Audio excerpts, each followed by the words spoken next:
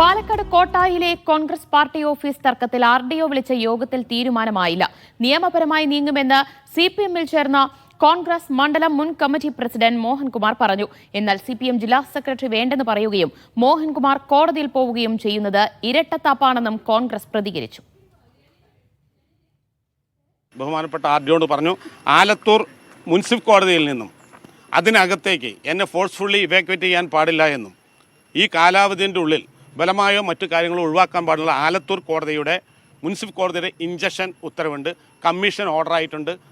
അതുകൊണ്ട് കോടതി എന്തു പറയുന്നു അതുപോലെ ആണ് ഞാൻ തീരുമാനിക്കുക. CPM എന്ന പാർട്ടി ഓഫീസ് വേണ്ട എന്ന് CPM-ൻ്റെ ജില്ലാ സെക്രട്ടറിയും ഏരിയ സെക്രട്ടറിയും ആവർത്തിച്ച് പറയുന്നുണ്ടെങ്കിലും മോഹൻകുമാർ ആ പാർട്ടി ഓഫീസ് കോൺഗ്രസിൻ്റെ പാർട്ടി ഓഫീസ് കൈവശം വേണമെന്ന് പറഞ്ഞ് കോടതിയിൽ ഇൻജക്ഷൻ കൊടുത്തിരിക്കുന്നത് ഒരു ഇരട്ടത്താപ്പാണ് അത് കാണിക്കുന്നത്.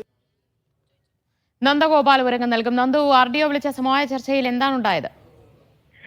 നിലവിൽ ഒരു സമവായത്തിലേക്ക് കാര്യങ്ങൾ എത്തിയില്ല എന്നുള്ളതാണ്. ഈ പാർട്ടി ഓഫീസ് അവകാശപ്പെടുന്ന മോഹൻകുമാർ ഒരു നിയമ നടപടിയുമായി മുന്നോട്ട് പോവുകയായിരുന്നു. അതിൽ അദ്ദേഹം പറയുന്നത് തന്റെ നിരപരാധിത്വം തെളിയിക്കണം, താൻ ഈ ഒരു കെട്ടിട ഉടമയെ കബളിപ്പിച്ചാണ് ഈ അഗ്രിമെന്റ് ശരിയാക്കിയത് എന്നുള്ളത് കോൺഗ്രസ് പറഞ്ഞു വരുത്തുന്നുണ്ട്. അപ്പോൾ അങ്ങനെയല്ല എന്ന് തെളിയിച്ച ശേഷം CPM-ന്റെ നിലപാടിനനുസരിച്ച് പാർട്ടി ഓഫീസ് കോൺഗ്രസിന് വിട്ടുകൊടുക്കാമെന്നാണ് മോഹൻകുമാർ ഇപ്പോൾ പറഞ്ഞിരിക്കുന്നത്. അപ്പോൾ നേരത്തെയുള്ള CPM ജില്ലാ നേതൃത്വം സ്വീകരിച്ച നിലപാടിന്